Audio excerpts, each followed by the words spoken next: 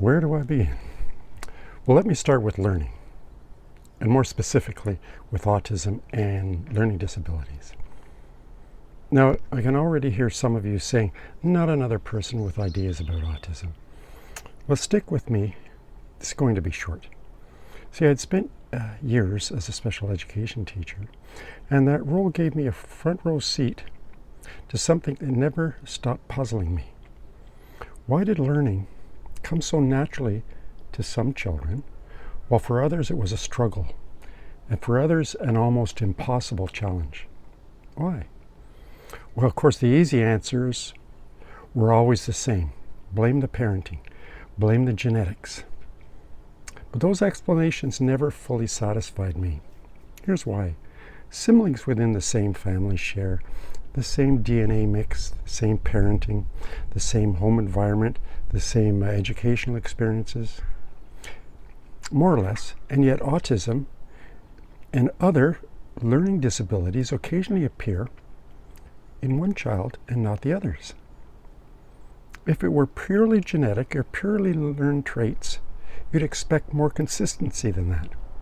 So I kept looking. I noticed something in the statistics. Autism, ADHD, and several other learning differences each occur in roughly 2% of the population.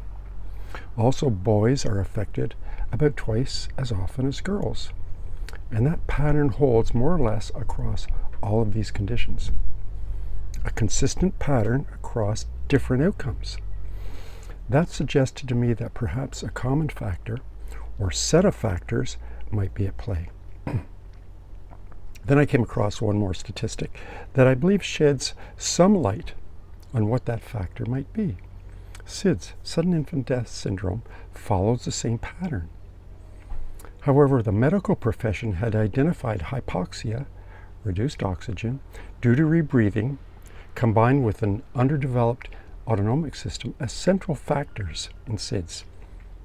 And with that understanding, this led to the Back to Sleep program in the early 1990s, now called Safe Sleep Positioning.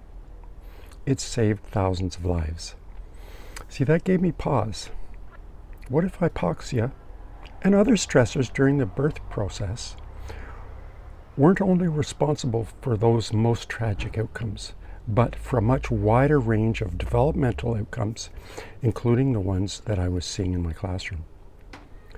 From that question grew the idea I call Natal Expressions, the theory that vulnerabilities during the natal period, that window surrounding birth and early infancy, shape lasting outcomes that are neither purely genetic nor the result of upbringing.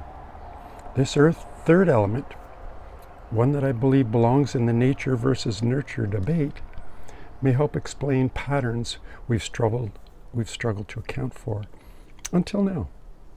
Anyhow, in the next video, I hope to expand on this a bit more.